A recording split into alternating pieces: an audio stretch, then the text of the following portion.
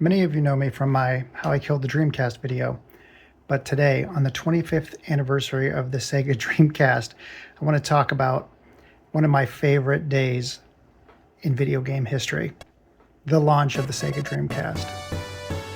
People that saw the original video saw the ending that talked about what happened, the fallout from Sega. When Sega got stiffed for $6 million, it was at the end of August, right before we were going to get shipped.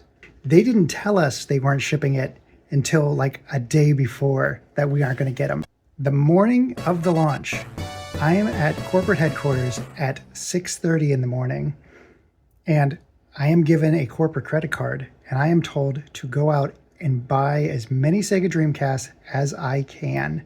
Good guys, Circuit City, boom, boom, hitting every store. Like, this is kind of where we're desperate because we had already sold them. We had already pre-ordered them. Our reputation's at stake. My reputation's at stake. So I'm like, at that point, I will take candy from a baby. See, that sounds like a larf. So I go into Fred Meyer, go right up to the shelf. There are no Dreamcasts. I figure they're all sold out. So I went to find somebody. I'm like, do you have any Sega Dreamcasts? Have they been put out yet? Because it's still super early. And there's a guy, they were in the shopping cart at the register. As I'm talking to the gentleman, the person at the register leaves. The cart's still there.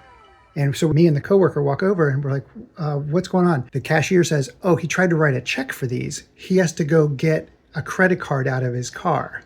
So I'm like, I think he just walked out. I think he was just putting this here. But instead of putting this back on the shelf, I can just pay for it right now. He just like, sure, whatever. Boop, boop, boop. All of them. Take them. And I run the opposite direction out of the store from where that person went to go get their card. Because I'm like, I'm not going to run into this person if he does come back, right?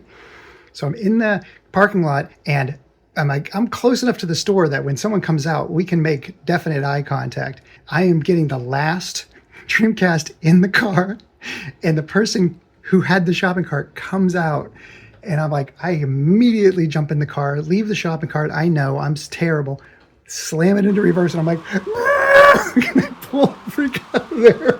Like he had got the credit card. Totally screwing people, because we had totally screwed people. It's a cascading effect of when you F somebody over, it just doesn't end there. It keeps going and cascading until you're peeling out of Fred Meyer parking lot at 8:30 in the morning, trying not to get shot.